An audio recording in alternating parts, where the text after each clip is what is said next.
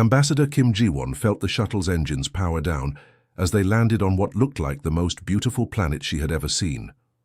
Through the small window, everything sparkled and shimmered like someone had built an entire world out of diamonds and colored glass.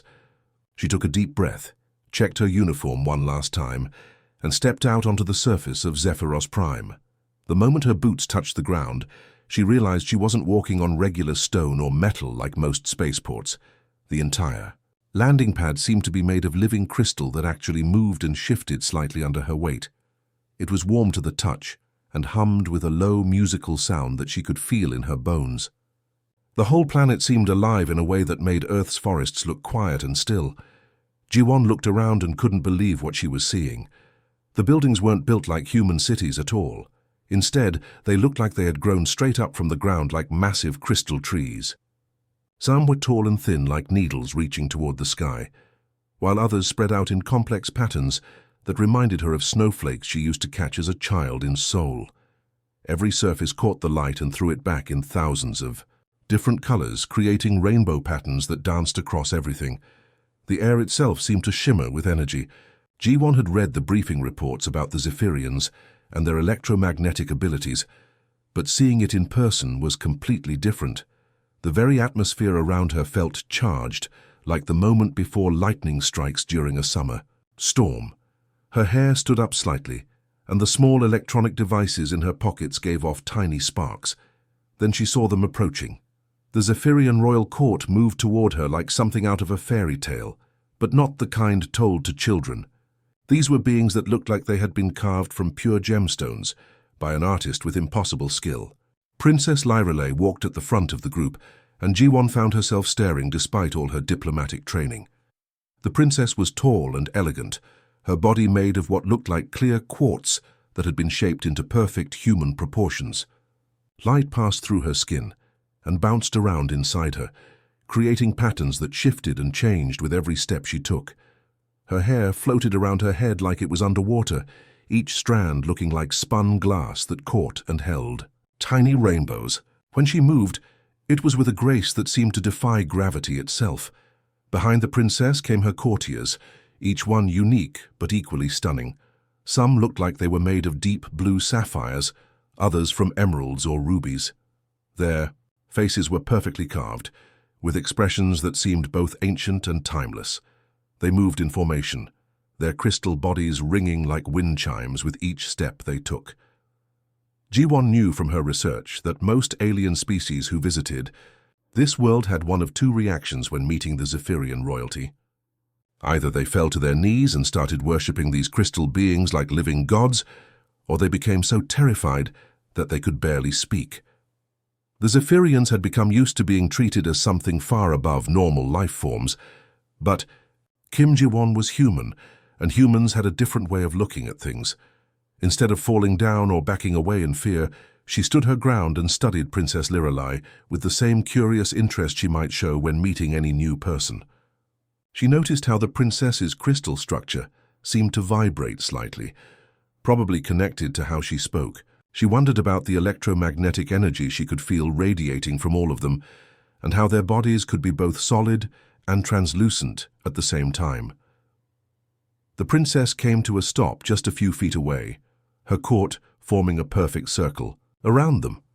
For a moment, there was complete silence except for the musical humming of the crystal ground beneath their feet. Princess Lyrelei's expression was one of confusion mixed with curiosity. In all her years of meeting alien diplomats, none had ever looked at her the way this human was looking at her now. It wasn't the look of someone seeing a goddess or a monster. It was the look of someone trying to solve an interesting puzzle. The Zephyrian reception hall was unlike anything Ji-won had ever seen in her years as a diplomat. The walls rose up in perfect geometric patterns that seemed to go on forever, each surface cut with mathematical precision that would make Earth's greatest architects weep with envy. Light bounced between the crystal faces in ways that created optical illusions, making the room seem both massive and intimate at the same time. Floating platforms of solid light served as seating areas, and the ceiling opened up to show the planet's 3 moons hanging in the purple sky like glowing pearls. Most visitors spent their entire first meeting just staring at the incredible architecture, their mouths hanging open as they tried to process the alien beauty around them. The Zephyrians had grown used to this reaction, and often had to wait several minutes before their guests could focus enough to actually conduct business. But Ambassador Jiwon barely glanced at the sparkling walls. Instead, she kept her attention, focused entirely on Princess Lyreley, watching how she moved, how she communicated, how her crystal body responded to different emotions. During the traditional welcome ceremony, while other diplomats would have been reciting prepared speeches about honor and mutual respect, Jiwon started asking questions that caught everyone completely off guard. "How do you manage to breathe in this atmosphere?" she asked during a pause in the formal greetings. "The oxygen levels here are about 15% higher than what most species prefer. Do your crystal lungs process it differently than organic tissue would?" Princess Lyreley blinked in surprise, her internal light flickering slightly. In 300 years of diplomatic meetings, no one had ever asked her about something as basic as breathing. They were usually too busy either begging for trade agreements or offering gifts to appease what they saw as her divine nature. "And food," Jiwon continued, pulling out a small electronic tablet to take notes. "I read that. Your species doesn't eat in the traditional sense, but you do absorb certain minerals and electromagnetic frequencies. How does that work exactly? Do you have preferences like humans preferring sweet foods over bitter ones?" The princess found herself actually thinking about the answer instead of just going through the motions of ceremony. We do have preferences," she said slowly. "Certain types of crystal formations provide more satisfying energy than others. I personally prefer the taste of starlight filtered through ice crystals, though most of my people find that too sharp." Lord Crystallis, the princess's chief advisor, watched this exchange with growing alarm. His angular face, carved from what looked like black obsidian, showed clear disapproval. Never in his long service to the royal family had he seen an alien diplomat treat the princess like she was just another person to have a casual conversation with. "Do you sleep?" Jiwon asked next, completely ignoring the formal protocol that said she should wait to be invited to ask questions. "I mean, your bodies are crystalline, so I'm assuming you don't need rest the same way biological creatures do. But do you have any kind of downtime where you recharge or process experiences?" Princess Lyreley felt something strange happening inside her crystal matrix. For the first time in decades, she was actually enjoying a diplomatic meeting, instead of the usual boring ritual of accepting worship or deflecting demands for tribute. She was having what felt almost like a real conversation. "We enter a state called harmonic resonance," she explained, surprising herself with how eager she was to share this information. "It's similar to what you might call meditation. We synchronize our electromagnetic frequencies with the planet's natural energy field to refresh ourselves." Later that evening, after the human ambassador had been escorted to her guest quarters, Princess Lyreley found herself in her private chambers with Lord Crystallis. The advisor paced back and forth, his crystal form crackling with agitation. "Your Highness, I must express my concerns about this human," he said, his voice sharp with disapproval. "Her behavior during the reception was completely inappropriate. She showed no proper reverence, no acknowledgement of your divine status.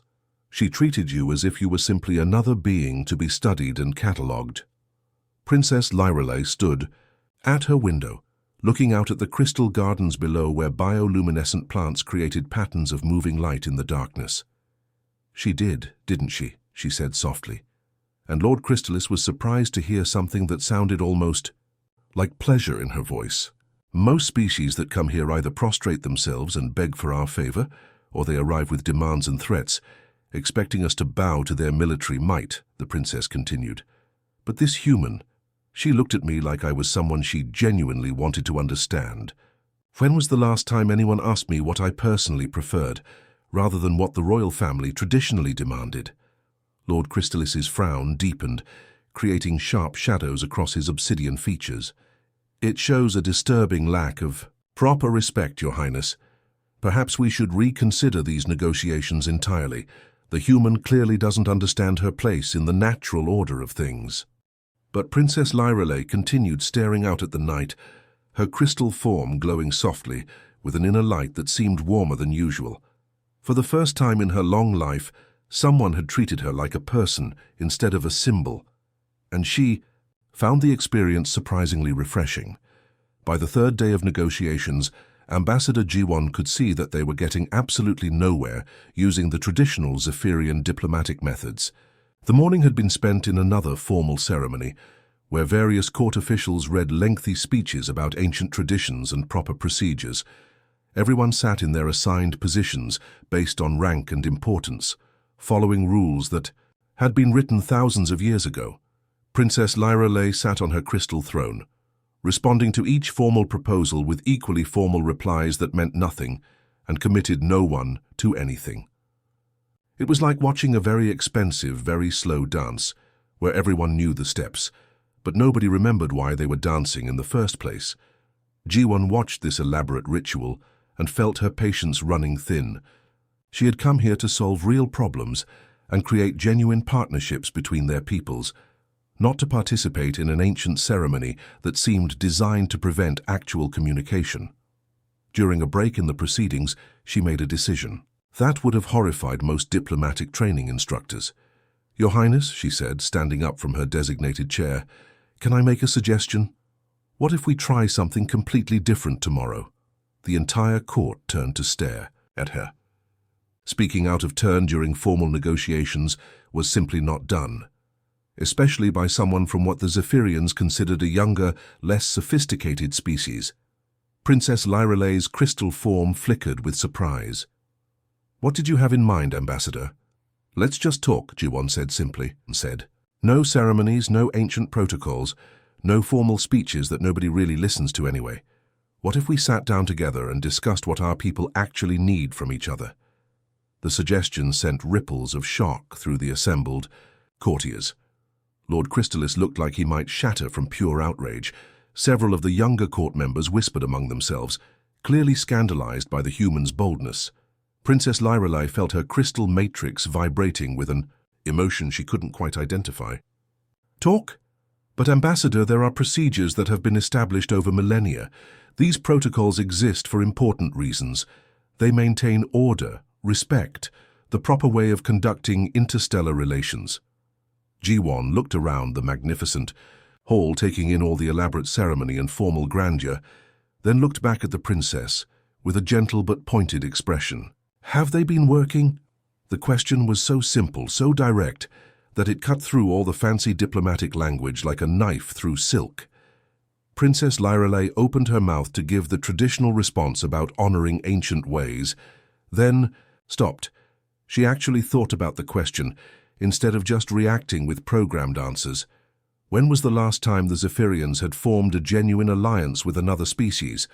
When had they last worked together with anyone as true partners rather than as distant gods accepting tribute or as feared powers demanding submission? How many real friends did her people have among the stars? The uncomfortable silence stretched on as Princess Lyrelay realized she couldn't think of a single relationship her people had that was based on mutual respect and genuine cooperation. Everything was built on fear, worship, or careful distance, designed to maintain their reputation as mysterious and powerful beings.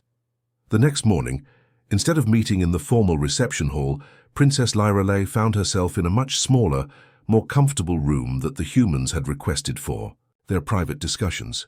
G1 had brought something she called tea, a warm drink that came from leaves grown on Earth. The process of preparing and sharing it seemed to be some kind of human bonding ritual, but unlike Zephyrian ceremonies, this one felt relaxed and natural. "This is nice," Princess Lyrelay admitted, holding the warm cup in her crystal hands and watching the steam rise in delicate spirals. The tea itself was interesting too. Her crystal matrix could absorb the heat and the subtle chemical compounds, creating a pleasant, warming sensation throughout her entire body. "Tea helps humans think," G1 explained, settling back in her chair with her own cup. "There's something about the ritual of making it, and the warmth of drinking it that makes conversations flow more easily. We do some of our best problem-solving over tea." And that's exactly what happened. Without the pressure of formal ceremonies and ancient protocols, Princess Lyrelay found herself actually talking about the real challenges her people faced. She explained how the Zephyrians' reputation for being godlike and untouchable had left them isolated from most of galactic society. Other species were either too afraid to approach them honestly or too eager to worship them to form genuine partnerships. Jiwon listened without judgment, asking thoughtful questions and offering suggestions based on humanity's own experiences with interstellar relations. She didn't try to flatter the princess or act impressed by Zephyrian power. Instead, she treated Lyralei's problems as interesting puzzles to solve together. What if we started with something small? Jiwon suggested. A joint research project, maybe, where both our peoples could contribute their unique strengths. Humans are good at practical engineering and creative problem-solving. Zephyrians have incredible electromagnetic abilities and advanced crystal technology. Imagine what we could create together. For the first time in her long life, Princess Lyrelei felt like she was having a real conversation about real possibilities instead of just going through the motions of ceremonial diplomacy. She found herself getting excited about the ideas they were discussing, her crystal form glowing brighter with enthusiasm as they talked through various possibilities. This human wasn't just treating her as an equal, she was treating her as a partner. The whispers started in the crystal corridors of the royal palace, just hours after Princess Lyrelei's first informal tea session with the human ambassador. Lord Crystalis gathered the other high-ranking courtiers. In a private chamber, his obsidian form crackling with barely contained energy as he paced back and forth across the geometric floor patterns. "Something is deeply wrong here," he said, his voice echoing off the crystal walls like breaking glass. "The princess is forgetting who she is, what she represents to our people and to the galaxy at large." Lady Prisma, whose emerald green crystal body caught and reflected the room's ambient light, nodded in agreement. "I've served the royal family for over 2 centuries, and I've never seen Princess Lyrelei behave this way. Yesterday she actually asked me what I thought about our trade policies, instead of simply telling me what decisions had been made." "It's that human," growled Lord Quartzian, his massive ruby-red form dominating one corner of the room. "She's filling the princess's head with dangerous ideas about equality and partnership, making her forget that we are the superior beings in this relationship." Lord Crystalis stopped pacing and turned to face the assembled courtiers. "Exactly. The human is corrupting our princess, making her forget her divine nature, her proper place above these lesser beings. For thousands of years, other species have approached us with the proper respect and reverence. They understand the natural order of things. But this Ambassador Jiwon treats our princess like she's just another politician to negotiate with." The changes in Princess Lyrelei were becoming more obvious each day, and they were making everyone in the royal court extremely uncomfortable. She had always been a dutiful daughter, accepting her father's decisions without question and fulfilling her ceremonial duties with grace and dignity. But now she was becoming something none of them had expected. She was becoming her own person. During the morning briefings, instead of sitting quietly while advisors presented reports about galactic affairs, Princess Lyrelei started asking detailed questions. She wanted to know why certain trade agreements were structured the way they were, what alternatives had been considered, and how their policies affected ordinary Zephyrian citizens. Her questions were sharp, insightful, and sometimes embarrassingly revealed problems that the court had been ignoring for years. Even more concerning, she had started making suggestions for policy changes instead of simply rubber-stamping whatever her father, the Emperor, decided. Just that morning, she had proposed a complete restructuring of their diplomatic protocols to focus more on genuine partnership and less on maintaining distance and mystique. "The old ways aren't working," she had told the shocked court. "We've isolated ourselves so effectively that we have no real allies, no genuine friends among the stars. Maybe it's time we tried building relationships based on mutual respect instead of fear and worship." Emperor Zephyrin, a massive crystal being whose form seemed to contain entire galaxies of swirling light, watched his daughter's transformation with growing alarm. He had ruled for over 1,000 years, maintaining Zephyrian superiority through careful manipulation of their godlike reputation. The idea that his own daughter might throw away millennia of careful positioning for the sake of making friends with inferior species was deeply troubling. He called Princess Lyrelei to a private audience in his personal chambers, a vast space where crystal formations grew in impossible geometries that hurt the mind to look at directly. The Emperor's presence was overwhelming, his electromagnetic field so powerful that it made the air itself sing with harmonics that could drive lesser beings mad. "Daughter," he began, his voice rumbling like distant thunder, "I have concerns about your recent behavior. This human ambassador treats you with insufficient reverence. She doesn't seem to understand your divine nature or the proper respect due to Zephyrian royalty. Perhaps it's time we reminded her of our power." Princess Lyrelei stood before her father, her own crystal form small and delicate compared to his massive presence. But something had changed in her over the past few days. Instead of immediately agreeing with her father's wisdom, as she always had before, she found herself thinking carefully about his words. "Father," she said slowly, "perhaps the problem isn't that the human shows insufficient reverence. Perhaps the problem is that reverence and fear haven't brought us the kinds of relationships we actually need." The Emperor's form flared with surprise and anger. "What are you suggesting?" "I'm suggesting that maybe we could learn something from the human approach," Princess Lyrelei replied, her voice growing stronger with conviction. "Ambassador Jiwon treats me like I have a mind worth engaging with, ideas worth considering, contributions worth making. When was the last time anyone in this court did that?" That evening, Princess Lyrelei found herself walking through the crystal gardens with Ambassador Jiwon, enjoying the way the bioluminescent plants created patterns of moving light in the gathering darkness. The human seemed completely comfortable in the alien environment, asking questions about the different species of crystal flora and genuinely listening to the answers. Finally, Princess Lyrelei voiced the question that had been bothering her all day. "Jiwon, can I ask you something that might sound strange?"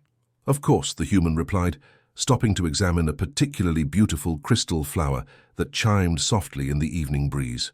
"Why don't you fear us?" Princess Lyrelei asked directly. "Every other species that comes to our world either worships us as living gods or trembles before our electromagnetic abilities. They treat us like we're forces of nature rather than people. But you act like we're just another species you're interested in getting to know." Jiwon turned to look at the princess, her expression thoughtful in the soft light of the crystal garden. The answer she gave would change everything between their peoples, though neither of them knew it yet. The emergency alert came through at 3 in the morning local time. Princess Lyrelei was awakened by the harsh sound of crystal formations, throughout the palace resonating with urgent harmonics, a warning system that hadn't been activated in over 50 years. She rushed to the communication center, her crystal form still glowing softly from sleep, to find chaos erupting across multiple star systems. Pirates had struck simultaneously at 7 different locations, attacking both human and Zephyrian trade. Convoys with devastating effectiveness. The attackers weren't using ordinary pirate ships cobbled together from scrap metal and stolen parts.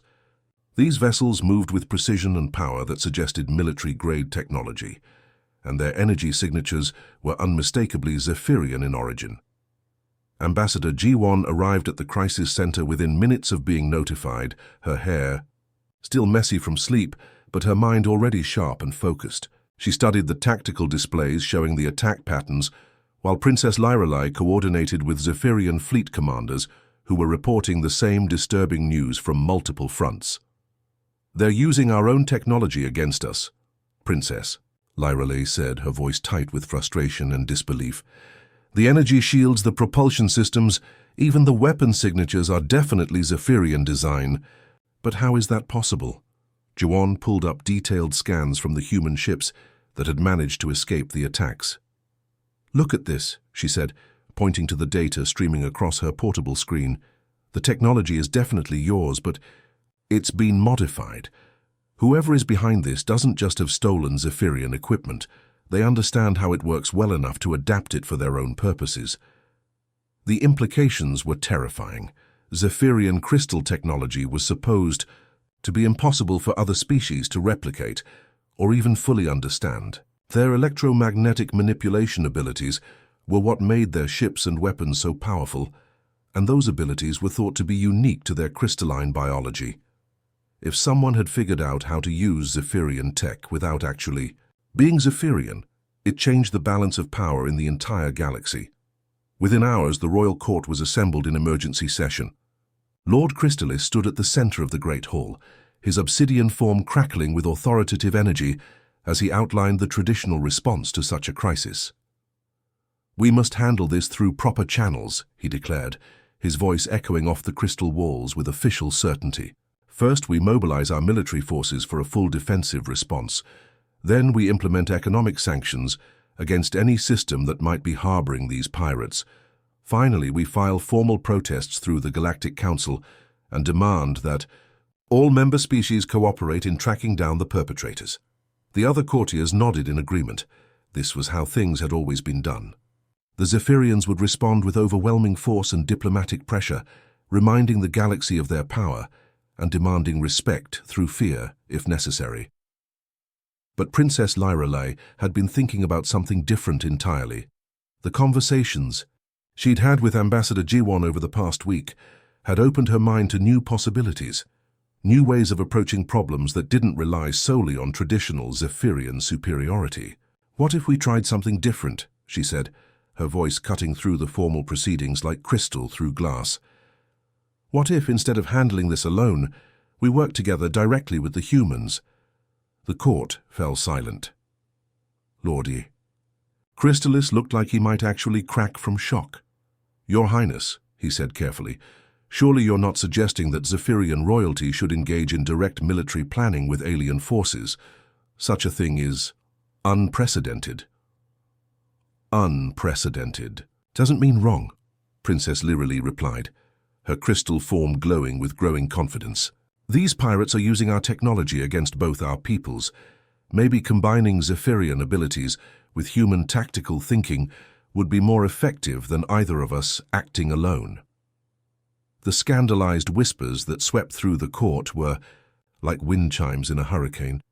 Royalty simply didn't get directly involved in military operations, especially not in cooperation with species they were supposed to be superior to. It went against thousands of years of tradition and protocol. But Ambassador G1's eyes lit up with immediate understanding and excitement. She had been studying the attack patterns and weapon signatures, and her mind was already racing with possibilities. "That could actually work," she said, pulling up tactical displays on her portable projector. "Your electromagnetic manipulation abilities could disrupt their stolen shielding systems in ways they wouldn't expect. If we coordinate our attacks, with Zephyrian ships using their natural abilities to disable the pirates' defenses, while human vessels provide tactical support and strategic coordination." Princess Lyrelei moved closer to examine the data, her crystal form reflecting the light from the holographic displays in shifting patterns. For the first time since the crisis began, she felt a spark of hope. "Show me how this would work." G1 began outlining a joint operation that would use the unique strengths of both species. Zephyrian crystal ships could generate electromagnetic pulses that would interfere with the stolen technology, while human vessels with their superior maneuverability and tactical systems could exploit the openings created by the Zephyrian attacks. "The key is timing and coordination," G1 explained, her fingers dancing over the controls to show different attack scenarios. "Your people can disrupt their systems, but the window of vulnerability will only last for a few seconds. That's when our ships move in for precision strikes." As they worked through the tactical details, Princess Lyrelei felt something she had never experienced before. She wasn't just a ceremonial figurehead watching others make decisions about her people's fate. She was actively contributing to a solution, her ideas and abilities valued as essential parts of a team effort. The human wasn't asking her to bow down or step aside. She was asking her to step up and become a partner in defending both their peoples. For the first time in her life, Princess Lyrelei felt truly useful. The morning of the joint operation, Princess Lyrelei stood on the bridge of the Zephyrian flagship Crystal Harmony, watching as dozens of ships from both fleets moved into position. Around her, she had never commanded a military operation before, but somehow she felt more confident and prepared than she had for any of the ceremonial duties she'd performed throughout her life. Through the transparent crystal walls of the bridge, she could see the sleek human vessels moving alongside the flowing organic shapes of Zephyrian crystal ships. The contrast was striking but somehow beautiful. Where Zephyrian ships looked like they had grown from living gemstones, all curves and flowing lines that caught and reflected starlight, the human ships were angular and practical, built for efficiency and speed rather than aesthetic beauty. Ambassador Jiwon's voice came through the communication system from the human command vessel, Terra's Pride, clear and calm, despite the tension of the moment. "All ships report ready, Princess. Are your electromagnetic systems charged and ready to go?" Princess Lyrelei placed her crystal hands on the ship's control interface, feeling the familiar warm hum of the vessel's electromagnetic core responding to her touch. Throughout the Zephyrian fleet, other members of her species were doing the same, their natural abilities linking them directly to their ship's power systems in ways that no other species could replicate. "All Zephyrian vessels are synchronized and ready," she replied, her voice carrying across both fleets. "Electromagnetic pulse generators are charged to full capacity." The pirate fleet had been tracked to an asteroid field in the Kepler system, where they had apparently been using the rocky debris as cover for their base of operations. Intelligence reports suggested they had at least 15 ships, all equipped with stolen Zephyrian technology that made them nearly invulnerable to conventional attacks. But Princess Lyrelei and Ambassador Jiwon had spent the previous night working out a strategy that would turn the pirates' stolen advantages against them. The key was timing and coordination, something that required absolute trust between the two fleets. "Target identified," came the report from the human scout ships. "Pirate fleet is moving out from behind the large asteroid cluster, heading for the jump point. They're trying to escape." "Not today, they're not," Jiwon's voice crackled with determination. "Princess, are you ready to show them what real Zephyrian technology can do?" Princess Lyrelei felt her entire crystal form beginning to glow with focused energy. Around her, the other Zephyrian crew members were doing the same, their bodies acting as living conduits for the ship's power systems. The electromagnetic field generated by their combined abilities was so strong that it made the air itself shimmer with visible energy. "Beginning electromagnetic disruption sequence," Princess Lyrelei announced, her voice now carrying harmonics that resonated through both fleets. "All ships, focus your energy on the lead pirate vessels. Let's see how well their stolen shields work when we overload them with more power than they were designed to handle." The effect was immediate and spectacular. Brilliant streams of electromagnetic energy poured out from the Zephyrian ships, not as weapons but as targeted disruption fields that sought out and overwhelmed the pirate vessel's defensive systems. The stolen Zephyrian technology, impressive as it was, had never been designed to handle the full power output that actual Zephyrians could generate. One by one, the pirate ship's shields flickered and failed, their stolen energy systems sparking and overloading as they tried to process electromagnetic input far beyond their capacity. The vessels that had seemed invincible just moments before were suddenly as vulnerable as any ordinary ship. "Shields are down," Princess Lyrelei called out, her crystal form blazing like a star as she poured more energy into the disruption field. "They're completely exposed. Human squadrons move in," Jiwon's voice commanded across the communication channels. "Target their engine arrays. We want to disable them, not destroy them. We need some of these pirates alive for questioning." The human ships moved with practiced precision, their crews trained for exactly this kind of tactical situation, while the Zephyrian vessels maintained their electromagnetic disruption, preventing the pirates from restoring their shields. The human fighters darted in and out of the enemy formation like deadly dancers.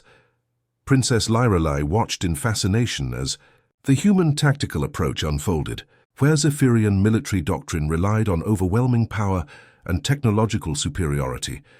The humans used speed, coordination, and strategic thinking. Their ships were smaller and less powerful than the pirate vessels, but they moved like they were part of a single organism, each pilot anticipating and supporting the other's movements. The battle was over in less than 20 minutes. The pirates, dependent on stolen technology they didn't fully understand and had never learned to use effectively, crumbled before the coordinated assault. Most of their ships were disabled rather than destroyed, their crews captured for interrogation. That would hopefully reveal who had been supplying them with Zephyrian technology. But more importantly than the tactical victory was what Princess Liralai and Ambassador Jiwon had discovered about working together. The two fleets had operated as a single unified force, each species' unique abilities perfectly complementing the other's strengths.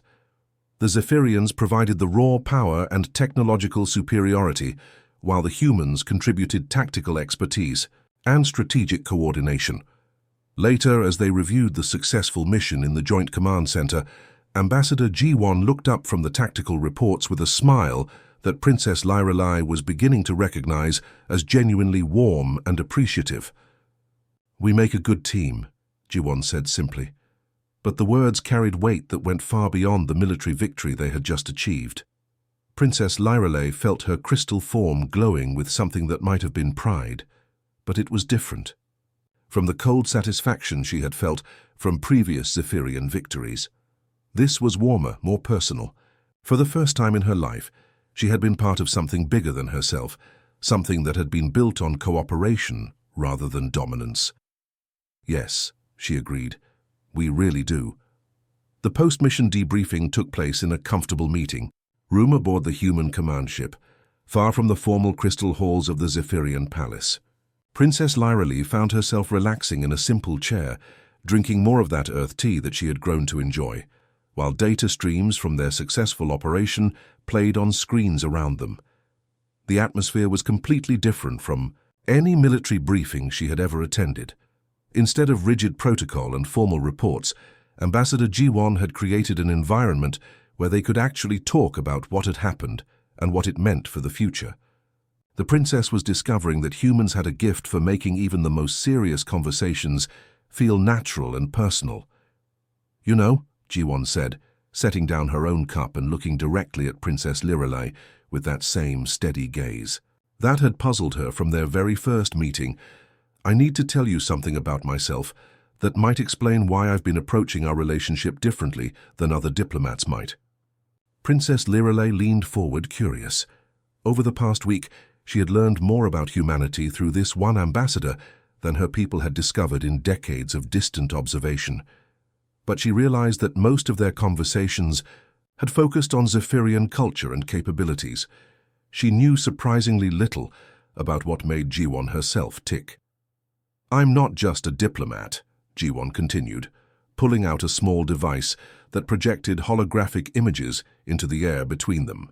"Before I joined the Foreign Service, I spent 8 years studying xenobiology at the University of Seoul. My specialty was comparative anatomy and evolutionary adaptation across different planetary environments." The holographic display came to life, showing detailed 3-dimensional models of various alien species that Jiwon had apparently studied throughout her career. Princess Liralai recognized some of them from diplomatic encounters, but she had never seen them presented this way as fascinating biological puzzles rather than potential allies or threats. "When I look at other species," Jiwon explained, manipulating the holographic controls to zoom in on different anatomical features, "I don't see threats to fear or gods to worship. I see incredible solutions to the challenges of survival and evolution. Each species represents millions of years of adaptation, unique ways of solving problems that life encounters throughout the universe." She pulled up a detailed scan of Zephyrian crystal anatomy, including Princess Liralai's own electromagnetic matrix. The princess was startled to see herself represented in such clinical detail, but also fascinated by the way the human had catalogued and analyzed her people's unique biological features. "Your crystal matrices, for example," Jiwon said, highlighting the electromagnetic pathways that ran throughout Zephyrian bodies, "represent one of the most elegant biological solutions to energy manipulation that I've ever encountered. The way your nervous system integrates with crystalline structures to generate and control electromagnetic fields is absolutely brilliant from an evolutionary standpoint." Princess Liralai stared at the holographic representation of her own anatomy, seeing herself through human eyes for the first time. Instead of the divine, untouchable being that other species saw, or the ceremonial figurehead that her own people expected her to be, Jiwon saw her as a masterpiece of biological engineering. "Humans have this trait," Jiwon continued, expanding the display to show anatomical comparisons between dozens of different species. where we tend to see potential equals everywhere we look. Maybe it's because we evolved on a planet with incredible biodiversity, sharing our world with millions of other species, that we had to learn to understand and sometimes cooperate with. She pulled up images of Earth, showing vast forests, ocean ecosystems, and the incredible variety of life that had evolved on humanity's home planet. Princess Lyreley had never seen anything like it. Zephyros Prime was beautiful in its crystalline perfection, but it was essentially one vast organism. Earth looked chaotic and wild by comparison, but also vibrantly alive in ways that made her crystal matrix hum with excitement. Or maybe, Ji-won said thoughtfully, it's because we've had to adapt to so many different environments ourselves. Humans live everywhere on Earth, from frozen Arctic regions to burning deserts, from high mountains to deep ocean trenches. We learned early that survival often depends on cooperation and understanding, not dominance. Princess Lyreley studied the human's earnest face, seeing something there that she was only beginning to understand. "You really see us as equals?" she asked quietly. "Not as superior beings to be worshipped, or as threats to be contained, but as actual equals?" Ji-won's response was immediate and sincere. "I see you as someone with incredible potential. Your electromagnetic abilities are amazing, yes, but that's not what impresses me most about you. It's your analytical mind, the way you ask thoughtful questions and really listen to the answers. It's your leadership skills, how you stepped up during the crisis and coordinated our joint operation better than most military commanders I've worked with." She paused, looking directly into Princess Lyreley's crystal eyes. "Why would I waste time being intimidated by your abilities when I could be figuring out how to be your partner? Why would I treat you like a goddess when I could treat you like a friend?" The word friend hit Princess Lyreley like a gentle but profound shock. In all her years of diplomatic encounters, through all the worship and fear and careful distance that other species maintained, no one had ever suggested that they might simply be friends. "You see," Ji-won continued, "humans have learned something important about the universe. Every species we meet, every new form of life we encounter, represents an opportunity to learn something new, to grow beyond what we were before. When I look at you, I don't see someone I should bow down to, or someone I should be afraid of." She smiled, and Princess Lyreley felt her crystal form warming in response to the genuine affection in that expression. "I see someone I'd like to get to know better. Someone who might teach me things I never knew I wanted to learn, and someone I might be able to share interesting discoveries with. That's what partnership means to humans. It's not about who's superior or inferior. It's about what we can accomplish together that neither of us could manage alone." For the first time in her long life, Princess Lyreley understood why the human's gaze had seemed so strange and compelling from the very beginning. Ji-won had been looking at her like she was someone worth knowing, someone worth understanding, someone worth becoming friends with. It was the most radical and wonderful thing anyone had ever offered her. News of the successful human Zephyrian joint operation spread across the galaxy faster than anyone had expected. Within days, communication channels throughout known space were buzzing with reports of how two completely different species had worked together as equals to defeat a common threat. For many civilizations, this was the first time they had ever heard of anyone treating the mysterious Zephyrians as partners rather than gods or enemies. Ambassador Ji-won found herself fielding calls from dozens of other species who wanted to understand how humans had managed to establish what appeared to be a genuine friendship with beings that most of the galaxy considered untouchable. The questions all followed similar patterns. How did you approach them? Weren't you afraid? What's their secret weakness? How can we get them to help us too? But the most interesting responses came from species that had previously felt caught between the Zephyrians' godlike reputation and other civilizations that demanded submission through military might. Suddenly, these smaller worlds saw a third option: cooperation between equals, partnership based on mutual respect rather than fear or worship. Princess Lyreley discovered that she had become something she had never expected to be, a symbol of change. Representatives from across the galaxy were requesting meetings, not to offer tribute or beg for protection, but to explore possibilities for genuine cooperation. Species that had never dared to approach Zephyros Prime directly were sending diplomatic inquiries about joint research projects, cultural exchanges, and mutual defense agreements. The transformation wasn't limited to external relations either. Within Zephyrian society itself, something fundamental was shifting. Princess Lyrelai found herself being consulted on policy decisions in ways that went far beyond her traditional ceremonial role. Her father, Emperor Zephyron, initially watched these changes with deep skepticism, but even he couldn't ignore the practical benefits that were emerging from the new approach. "Father," Princess Lyrelai said during one of their private meetings, "I think you need to see these reports from our economic advisors." She projected holographic displays showing trade proposals, research collaboration offers, and diplomatics. Overtures that had flooded in since news of the joint operation became public knowledge. The sheer volume was staggering, but more importantly, these weren't the usual requests for protection or demands for tribute that typically characterized Zephyrian foreign relations. "Look at this proposal from the Andromedan Collective," she continued, highlighting specific sections of the documents. "They want to combine their biotechnology expertise with our electromagnetic manipulation abilities to develop new medical treatments. This isn't about them worshipping us or us dominating them. It's about creating something neither of us could accomplish alone." Emperor Zephyron studied the data with growing interest. His daughter was right. The economic and scientific opportunities being presented were unlike anything the Zephyrians had ever been offered before.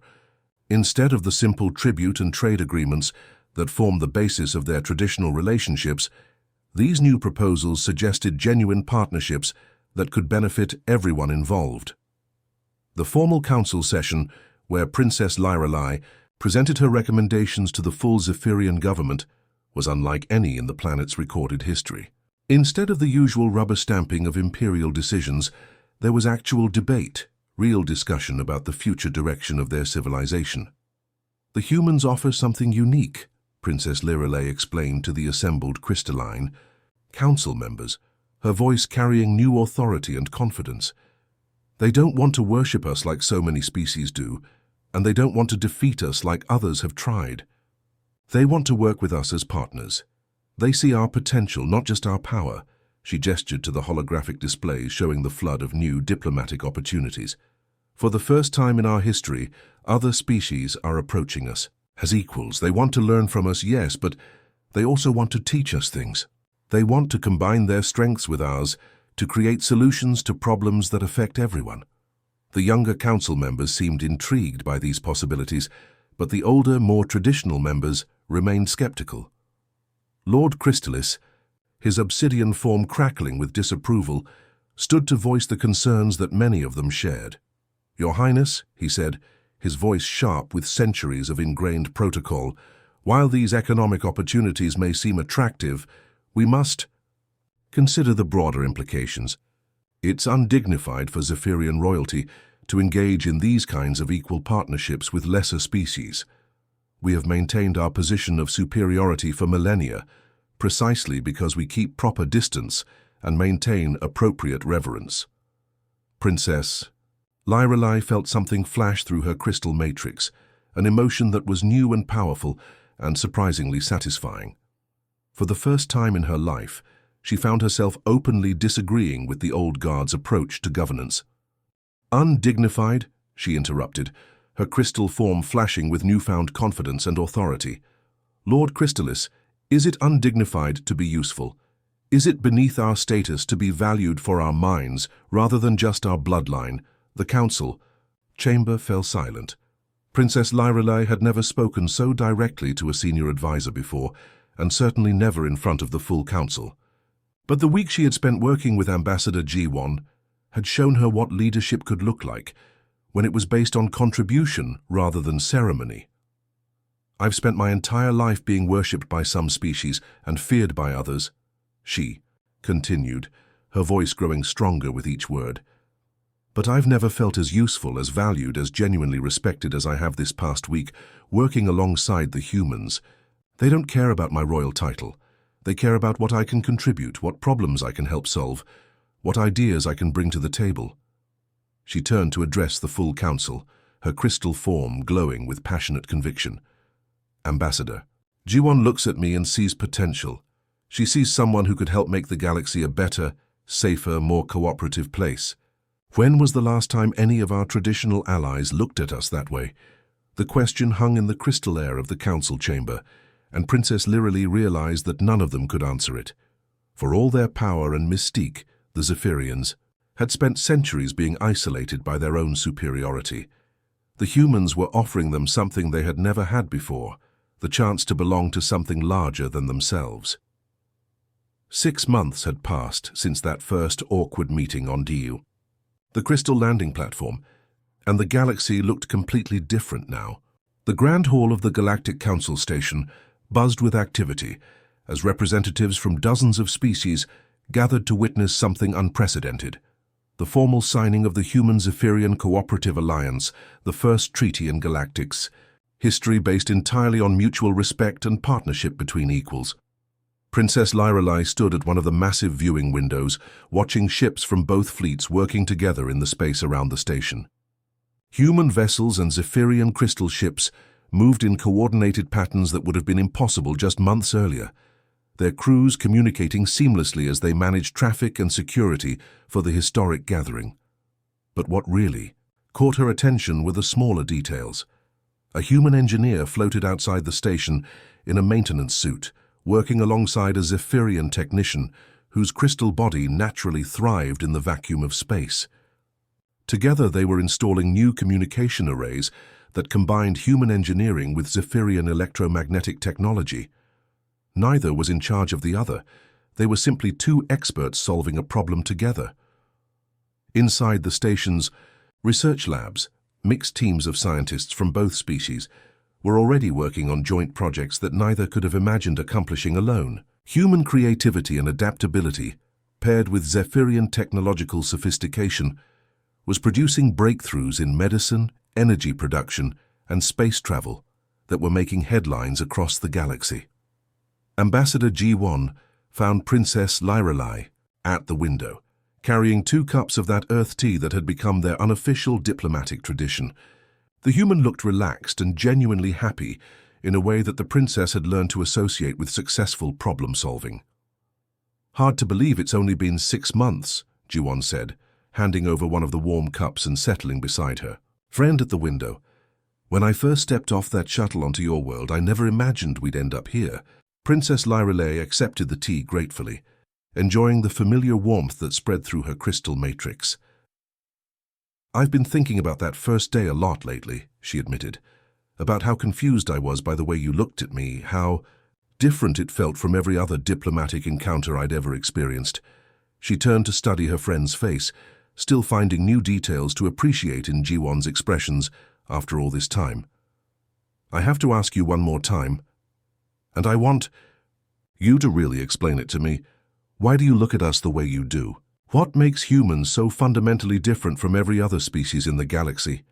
Ji-won smiled, that warm, genuine expression that Princess Lyrily had come to treasure. Instead of answering immediately, she gestured toward the bustling diplomatic center below them, where humans and Zephyrians worked side by side on everything from technical installations to cultural exchange programs. "Look at them," Ji-won said softly. "Really look at what's happening down there. Do you see anyone bowing or cowering? Do you see anyone being worshipped or feared? What you're seeing is something that humans learned a long time ago, something that's shaped everything about how we approach the universe." She paused to take a sip of her tea, organizing her thoughts. "Earth was different from most worlds, Princess. We weren't the only intelligent species on our planet. We shared it with thousands of different kinds of life, from the tiniest microorganisms to massive creatures that could have easily destroyed us if they'd wanted to." Princess Lyrily listened intently, realizing that she was about to understand something fundamental about humanity that she had never quite grasped before. We lived alongside predators that were stronger than us, prey animals that were faster than us, and creatures that were better adapted to specific environments than we could ever be, Ji-won continued. But we survived and thrived, Not because we dominated everything else, but because we learned to cooperate, to understand, to find ways to coexist. She pointed to a group of young humans and Zephyrians who were clearly working on some kind of joint project, their different abilities complementing each other perfectly. That's what humans do instinctively when we meet new species. We don't automatically assume we're superior or inferior. We ask the same question we learned to ask on Earth. What can we learn from each other? What can we build together that neither of us could create alone? Princess Lyrelei felt something click into place in her understanding. So when other species meet us, they see our power and either want to worship it or destroy it. But when humans meet us, we see potential partners. G1 finished. We see beings who have solved problems we've never even thought about, who have abilities we can only dream of, who might be able to teach us things that could make both our species stronger and more capable. The princess stared out at the mixed fleets working together in space, finally understanding why the human approach had felt so revolutionary. You don't see the galaxy as a competition where someone has to win and someone has to lose. Exactly, G1 agreed. We see it as a vast library of knowledge and experience, where every species is both a teacher and a student. The more we learn from each other, the more problems we can solve together. Princess Lyrelei thought about that first day, about the steady, curious gaze that had so puzzled her. And when you looked at me that first day, what exactly were you seeing? Jiwon's smile grew even warmer. I was looking at you like you were someone worth getting to know. Someone who might become a friend, a partner, maybe even family. She gestured toward the diplomatic center, where their two peoples worked together with easy familiarity. Someone who might help us all become more than we ever could have been alone. The word family resonated through Princess Lyrelei's crystal matrix with perfect harmony. Looking out at the mixed crews, the joint projects, the easy cooperation between species that had never even met before the humans arrived, she realized that G1 had been right from the very beginning. This was what the galaxy could look like, when beings stopped trying to dominate or worship each other and started trying to understand and support each other instead. The human way of looking at things wasn't just different, it was revolutionary, and it was spreading. Other species were beginning to approach diplomatic relationships with the same curiosity and respect that humans brought to every encounter. The age of fear-based galactic politics was ending, replaced by something far more powerful, the radical idea that cooperation was stronger than domination. Princess Lyrelei smiled, her crystal form glowing with contentment as she watched the future unfold before them, built on the simple human principle that everyone was worth getting to know.